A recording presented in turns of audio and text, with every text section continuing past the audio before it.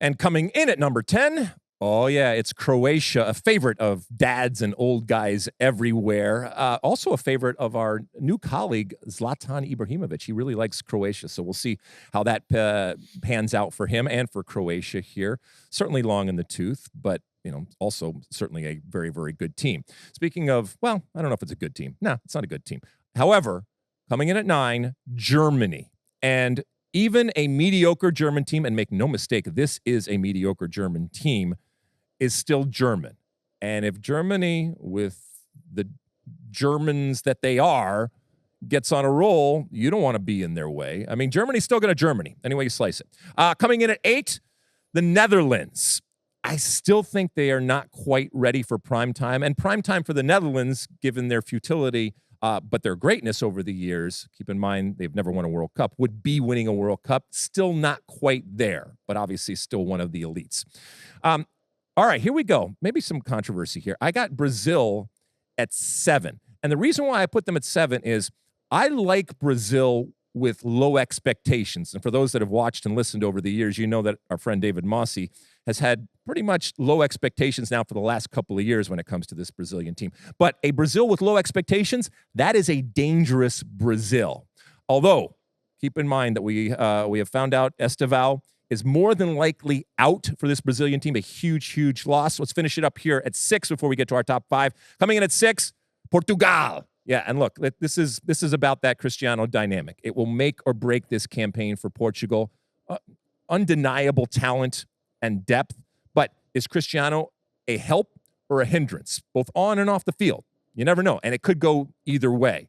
If he is a help and he is this leader and mature presence, whether he's on the field or not, look out when it comes to Portugal. All right, 10 through 6, Mossy. Anything you want to comment? I know you want to comment on Brazil. I am absolutely gutted by the Estevão news. The latest there is Chelsea want him to have surgery right away and miss the World Cup, get ready for next season, but he has opted against that. He is flying to Qatar to seek some miracle treatment that might enable him to play in the World Cup, so we'll see what happens, but he would be a massive loss. Remember, we already lost Rodrigo to injuries, so that would be quite the 1-2 punch, which might make me think about Neymar again, because you are losing a lot of creativity with Rodrigo and Estevão out. It's interesting. I think we talked about this, I don't know, a couple months ago or whatever, but the lengths and the things that players will do to participate in a World Cup. I'm at 92 Olympics. I broke my foot right before, broke my 5th metatarsal. Thought that was it. We put a cast. I wore a shoe that was 2 sizes too big, and I said, I'm playing in the Olympics. I'm going to the Olympics. So it doesn't surprise me that players are doing whatever and flying wherever to try to find some way to get back in time, because it's a dream and it could be fleeting for some of these players. Oh my goodness. All right. Anyway. All right, here we go. Top 5 coming in at 5.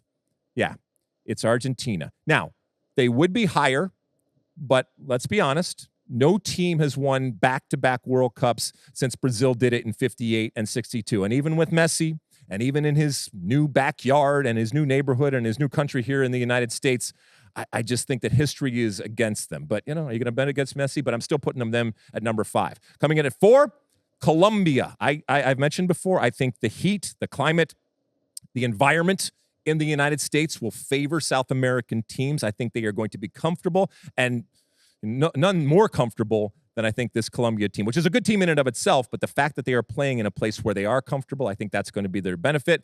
All right, number 3, it's got to be England. And as I said before, it pains me, but this is, I think, one of the best England teams we have seen in decades. And for them to come over and, God forbid, to win the World Cup on our 250th birthday here on our shores, speaking of paining me, that would be absolutely ridiculous if it was coming home through the United States. But I got to be honest, this is a really good England team. So they're at 3. Coming in at 2, and this could go back and forth, and I'm sure there's people out there that will argue, I got Spain coming in at 2. This is not your father's Spain. The thing is, this is better. This is a better Spain team. Although we are coming on air and we hear that Lamine Yamal has suffered a hamstring injury. We'll keep an eye on that. Obviously, it would be a huge loss for Spain and a huge loss for the World Cup if he wasn't able to participate. And coming in at 1, yep, you know him, you love him, well, you know him. It's France. Combination of incredible talent, undeniable talent, and depth. Oh, my God, they could field a couple of teams. But also that I guess, beautiful French arrogance. It's like a lethal French perfume. You just put a little dab on you, and you are, impervious and unable to battle back against it.